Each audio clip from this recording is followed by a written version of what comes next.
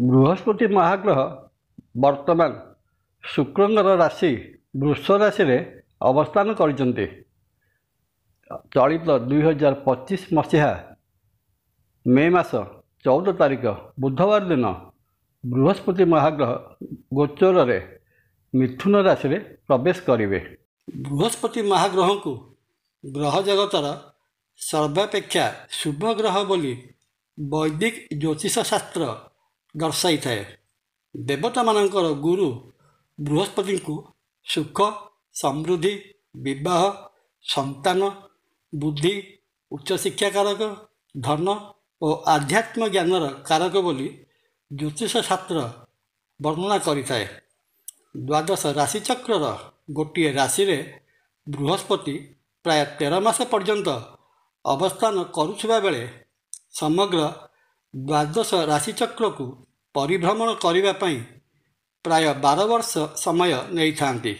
ଜାଣିବା ବୃହସ୍ପତିଙ୍କର ଏହି ରାଶି ପରିବର୍ତ୍ତନରେ କର୍କଟ ରାଶି ଉପରେ କ'ଣ ସବୁ ପ୍ରଭାବ ପଡ଼ିବାକୁ ଯାଉଛି ଏବଂ ଏହି ସମୟରେ କର୍କଟ ରାଶିଜାତ ବ୍ୟକ୍ତି କ'ଣ ସବୁ ଜ୍ୟୋତିଷୀୟ ଫଳ ପ୍ରାପ୍ତ ହେବାର ସମ୍ଭାବନା ରହିଅଛି। କର୍କଟ ରାଶିର ଦ୍ୱାଦଶ ବା ବ୍ୟୟ ଭାବ ମିଥୁନ ରାଶିରେ ବୃହସ୍ପତି ଅବସ୍ଥାନ କଲେ କର୍କଟ ରାଶି ବ୍ୟକ୍ତିଙ୍କର ବ୍ୟୟ ବା ଖର୍ଚ୍ଚର ପରିମାଣ ବୃଦ୍ଧି ପାଇବ। ଅବଶ୍ୟ ଏହା ସଦ୍ଖର୍ଚ୍ଚ ହୋଇପାରେ। ଘରେ ମାଙ୍ଗଳିକ କାର୍ଯ୍ୟ ଅଥବା ଶୁଭ କାର୍ଯ୍ୟ ହୋଇପାରେ। ଘର ନିର୍ମାଣ କରିଥିଲେ ବା ଘର ନିର୍ମାଣ କରୁଥିଲେ ଏହି ସମୟରେ ବହୁତ ଗୁଡ଼ିଏ ଖର୍ଚ୍ଚ ହେବ। ସନ୍ତାନମାନଙ୍କ ଶିକ୍ଷା କ୍ଷେତ୍ରରେ ଖର୍ଚ୍ଚାନ୍ତ ହୋଇପାରନ୍ତି। ନିଜର ତଥା ପରିବାରରେ କାହାରି ସ୍ୱାସ୍ଥ୍ୟଗତ ସମସ୍ୟାକୁ ନେଇ ବଡ଼ ଧରଣର ଖର୍ଚ୍ଚାନ୍ତ ହେବାର ମଧ୍ୟ ସମ୍ଭାବନା ରହିଅଛି। ତୀର୍ଥ ଭ୍ରମଣ ଏବଂ ଦେବସ୍ଥାନ ଭ୍ରମଣରେ ଯିବାର ବହୁତ ସମ୍ଭାବନା। ବୃହସ୍ପତି 2025 ମସିହା ମେ ମାସ 14 ତାରିଖ ଠାରୁ ବୃଷ ରାଶିରୁ ଗୋଚରରେ ମିଥୁନ ରାଶିରେ ପ୍ରବେଶ କଲେ ମଧ୍ୟ ଅକ୍ଟୋବର 19 ତାରିଖ ଦିନ କର୍କଟ ରାଶିରେ ଗୋଚରରେ ପ୍ରବେଶ କରିବେ ଏବଂ ନଭେମ୍ବର ମାସ 11 ତାରିଖ ଦିନ କର୍କଟ ରାଶିରେ ବକ୍ରି ଅବସ୍ଥା ପ୍ରାପ୍ତ ହୋଇ ଡିସେମ୍ବର 4 ତାରିଖ ଦିନ ସେହି ବକ୍ରି ଅବସ୍ଥାରେ ପୁଣି ମିଥୁନ ରାଶିକୁ ପ୍ରତ୍ୟାବର୍ତ୍ତନ କରିବେ। କର୍କଟ ରାଶି ପାଇଁ ବୃହସ୍ପତି ଷଷ୍ଠ ଭାବ ଧନୁ ରାଶିର ଏବଂ ନବମ ଭାବ ମୀନ ରାଶିର ଅଧିପତି ହୋଇଥିବାରୁ ଏହି ସମୟରେ କର୍କଟ ରାଶି ବ୍ୟକ୍ତିଙ୍କ ଭାଗ୍ୟରେ ଅଦ୍ଭୁତ ଭାଗ୍ୟୋନ୍ନତିର ସମୟ ଦେଖାଯିବ। ବାଣିଜ୍ୟ ବ୍ୟବସାୟରୁ ପ୍ରବଳ ଲାଭ କରିପାରିବେ। ପ୍ରେମ ସମ୍ପର୍କରେ ଥିବା ପୁଅ ଝିଅ ତଥା ଅବିବାହିତ ରହିଥିବା ପୁଅ ଝିଅ ଏ ସମୟରେ ବିବାହ ବନ୍ଧନରେ ବାନ୍ଧି ହୋଇପାରନ୍ତି। ସରକାରୀ ଚାକିରି ଆଶାୟୀ ପ୍ରାର୍ଥୀ ଚାକିରି ପାଇବାର ବହୁତ ସମ୍ଭାବନା ରହିଅଛି। ସନ୍ତାନ ଲାଭର ସୂଚନା ଏହି ସମୟରେ ପାଇପାରନ୍ତି। ଦେବତା ଓ ବ୍ରାହ୍ମଣ ପ୍ରିୟ ହେବେ। ବୈଦିକ ଜ୍ୟୋତିଷ ଅନୁଯାୟୀ ବୃହସ୍ପତିଙ୍କୁ 3 ଗୋଟିଏ ଦୃଷ୍ଟି ପ୍ରଦାନ କରାଯାଇଛି: ପଞ୍ଚମ, ସପ୍ତମ ଓ ନବମ। ଜାତକ ବା ରାଶିଚକ୍ରର ଯେଉଁ ସ୍ଥାନରେ ବୃହସ୍ପତି ମହାଗ୍ରହ ଅବସ୍ଥାନ କରିଥାନ୍ତି ସେହି ସ୍ଥାନଠାରୁ ପଞ୍ଚମ, ସପ୍ତମ ଓ ନବମ ସ୍ଥାନକୁ ପୂର୍ଣ୍ଣ ଦୃଷ୍ଟି ପ୍ରଦାନ କରିଥାନ୍ତି। ନୈସର୍ଗିକ ଭାବେ ଶୁଭତ୍ୱରେ ପରିପୂର୍ଣ୍ଣ ଦେବଗୁରୁ ବୃହସ୍ପତିଙ୍କର ଦୃଷ୍ଟି ମଧ୍ୟ ସେହିପରି ଶୁଭତ୍ୱରେ ପରିପୂର୍ଣ୍ଣ। ବୃହସ୍ପତିଙ୍କର ଦୃଷ୍ଟି ରାଶିଚକ୍ରର ଯେଉଁ ସ୍ଥାନ ଉପରେ ପଡ଼ିଥାଏ ସେହି ସ୍ଥାନର ବିଶେଷ ବୃଦ୍ଧି ଘଟିଥାଏ। ମିଥୁନ ରାଶିରେ ଅବସ୍ଥିତ ବୃହସ୍ପତି ପଞ୍ଚମ ଦୃଷ୍ଟିରେ କର୍କଟ ରାଶିର ଚତୁର୍ଥ ଭାବ ତୁଳା ରାଶିକୁ ଦୃଷ୍ଟି ପ୍ରଦାନ କରିଲେ ନିଜର ଘର ଭାବରେ ବା ଗୃହ ଭାବରେ ବିଶେଷ ପରିବର୍ତ୍ତନ ଦେଖିବାକୁ ମିଳିବ। ଘର ବା ଜାଗା ବାଡ଼ି କିଣିପାରନ୍ତି।